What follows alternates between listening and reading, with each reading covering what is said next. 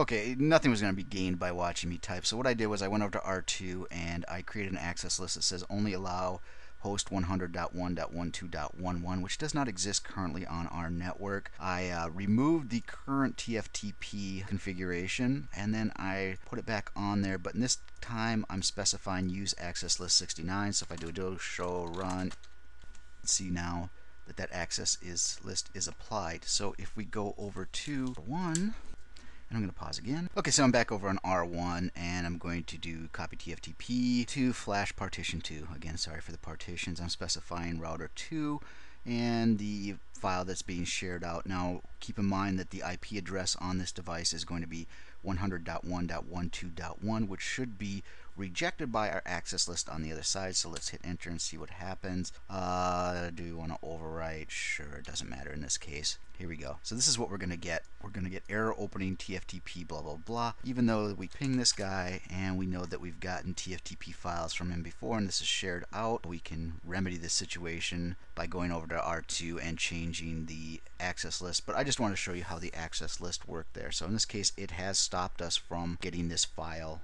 off of R2. Okay, for the final demonstration, I'm just going to go ahead and throw all the extra options on there. So I've gone back over to R2, I removed the access list, I re-added it, but I'm specifying R1, so we should be good to go there. This is what you really should be doing when you're sharing these files out, is just specifying specific hosts or a range of hosts. I went ahead and I removed the existing TFTP server statement and I re-added it, and in this case we're throwing the whole kitchen sink in there. We're sharing out this file and we're going to alias it to boobies because everybody loves boobies.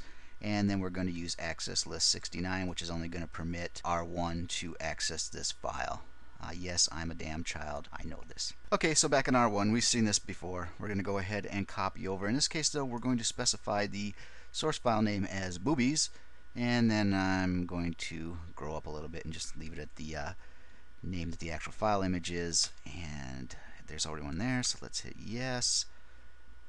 And hit yes. We know this is what I've done here is I said go ahead and erase the file that's on flash partition 2, and we know this is going to work because we got a lot further than we did last time when it just went ahead and killed it right away. So it's erasing and it's going to load, and I'm going to pop. Okay, and we can see that it's actually working here. It's saying loading boobies from R2. So two things happened there.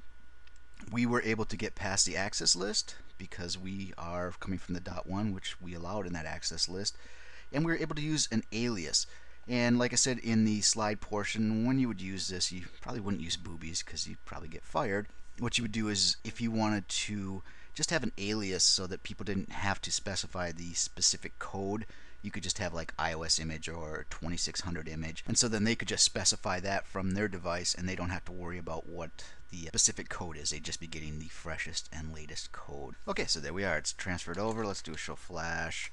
We're going to be looking at the second directory, so it's here. Even though we, use the alias boobies, we saved it out as the real name. And that's going to wrap it up. That's the TFTP server feature. Probably more than you need to know with that last bit there. But like I've said, and I'll say for one last time, this really does come in handy in the real world in situations where you have a faster path to a device that can store the images. Like I said, the more recent routers, the 2800s and all that stuff, they have the a flash card that you can put in there. So you could put in a 256 meg flash card and hold just a bunch of images.